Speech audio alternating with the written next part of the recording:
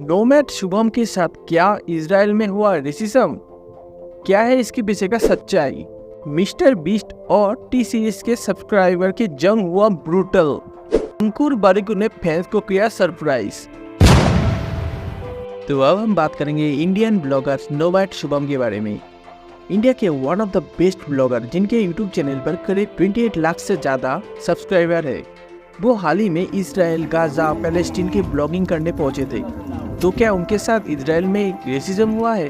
तो आप लोग तो जानते हैं कि साउथ कोरिया में इंडियन लोगों के साथ रेसिज्म होता है। साउथ कोरिया के नाइट क्लब्स में इंडियन को एंट्री नहीं दी जाती है। इसी तरह क्या नोमैड शुभम को भी इसराइल के किसी नाइट क्लब में एंट्री नहीं मिली क्योंकि वो इंडियन है?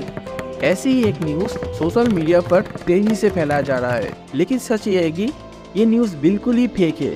कुछ पाकिस्तानी और टर्किश ट्विटर हैंडल्स ने इस फेक न्यूज़ को फैला रहे हैं, जिससे इंडियन लोगों में इसराइल के खिलाफ आग बरस सके। जब ये न्यूज़ वायरल हो गई तब इसराइल एम्बेसी ने ट्वीट किया और इसके क्लैरिफिकेशन दिए।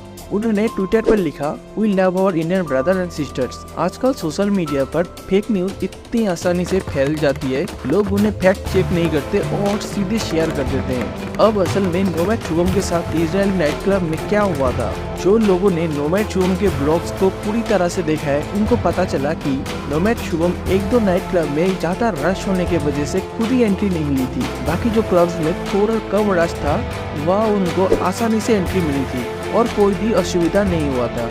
आपको इस बारे में क्या राय है? अब हमें कमेंट में जरूर बताएं। तो आज का नेक्स्ट अपडेट मिस्टर बीस्ट के बारे में। मिस्टर बीस्ट का लगभग दुनिया का नंबर 1 यूट्यूबर बनना तय है, तो बस कुछ ही दिनों में ये कंफर्म भी हो जाएगा। मिस्टर बीस्ट के सब्सक्राइबर की काउंट 251 मिलियन है और अभी जो टॉप पर टी सीरीज है, जिनकी सब्सक्राइबर काउंट लगभग 263 मिलियन है।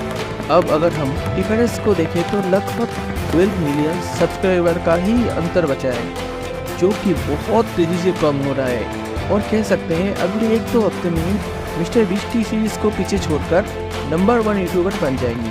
टी सीरीज को भी इस बात का एहसास है कि अगर वो कुछ कदम नहीं उठाए तो उनका नंबर 1 पोजीशन जा सकता है, इसलिए उन्होंने कुछ कदम उठाना शुरू कर दिए। जैसे कि वो एक वीडियो अपलोड किए जिसमें टाइटल ऐसा है कि let's unite and create history with the Indian flag, Gulshan Kumars vision. जब हम इस टाइटल को देखते हैं तो लगता है कि टी सीरीज बहुत ही डिस्परेटली इंडियन लोगों के मदद मांग रहे हैं, क्योंकि जब टी सीरीज और PewDiePie के बीच में नंबर 1 पोजीशन के लिए कंपटीशन चल रहा था, तब पूरी इंडिया एक हो गई थी और PewDiePie को हरा दिया था। लेकिन क्या आप इंडियन लोग मिस्टर बीस्ट को हराने में टी सीरीज को फिर से मदद करने आगे आएंगे? इस बारे में हमारे न्यूज रिपोर्टर न्यूज बॉय का क्या विचार है, चलिए जानते हैं उनसे। मैं भी नहीं करता भाई, क्योंकि टी सीरीज ने आज तक कोई भी क्रिएटर को सपोर्ट तो छोड़ो, उल्टा कॉपीराइट क्लेम ही दे रखा है। भले आप 3 सेकंड का गाना लगाओ, 4 सेकंड का गाना लगाओ, बाकी आप लोग किसको सपोर्ट कर रहे हो कमेंट करके जरूर से बताओ। तो अगला अपडेट है अंकुर बारिकर के बारे में। हाल ही में उनकी बॉडी ट्रांसफॉर्मेशन की एक फोटो तो सोशल मीडिया पर छा गया है, जिससे लोग पूरी तरह से शॉक्ड हो गए। कुछ लोग सोच रहे हैं कि अंकुर बारिकर किसी मूवी में काम तो नहीं कर रहे। इस मुद्दे पर अंकुर बारिकर ने इंस्टा पे एक स्टोरी लगा के बताया, उनका बॉडी ट्रांसफॉर्मेशन के पीछे इंस्पिरेशन है फरहान अख्तर।